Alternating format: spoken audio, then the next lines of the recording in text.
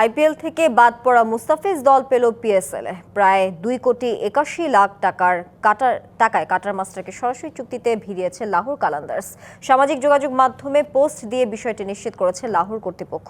সেই সাথে নিজের এক্স হ্যান্ডেলে দলটির মালিক সামিন রানা দিয়েছেন আবেগঘন বার্তা। এক আইপিএল থেকে বাদ তাতে কি, পিএসএল এ ফিজের জন্য দরজা খোলা। গেল জানুয়ারি মাসেই পাকিস্তানের ফ্র্যাঞ্চাইজি লিগের জন্য মুস্তাফিজকে স্বাগত জানিয়েছিল পিএসএল কর্তৃপক্ষ।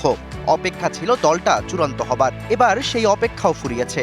পিএসএল এর দল লাহোর কালান্দার্স সরাসরি চুক্তিতে দলে ভিড়িয়েছে কাটার মাস্টারকে। এই পেসারকে দলে নিতে লাহোরকে গুনতে হয়েছে 6,44,00,000 পাকিস্তানি রুপি, বাংলাদেশি মুদ্রায় যা 2,81,00,000 টাকা।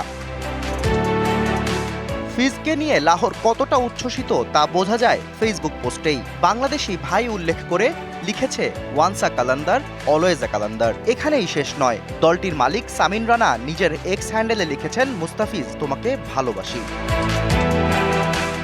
এর আগে 2016 ও 18 সালে কালান্দার্স জার্সিতে খেলেছিলেন মুস্তাফিজ। বাংলাদেশের ক্রিকেটারদের সবসময় কদর করে আসছে এই দলটা। গেল আসরে তো একসাথে খেলেছেন সাকিব, রিশাদ এবং মেহেদী মিরাজ।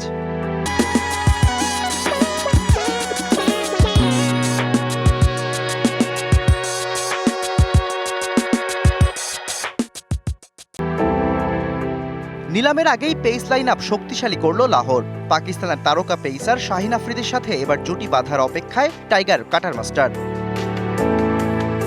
ভাগ্যলিপি কখনো আগে থেকে বোঝা যায় না, মুস্তাফিজের গল্পটা তারই প্রমাণ। আইপিএল এর মঞ্চ মাতানোর কথা ছিল এই পেসারের, অথচ বাদ পড়ে এক মুহূর্তে সব ওলটপালট। তবে শেষ পর্যন্ত আইপিএল এর দরজা বন্ধ হলেও ঠিকই নতুন ঠিকানা খুঁজে পেয়েছে Fizz. Shahriar Hossain, DBC news desk.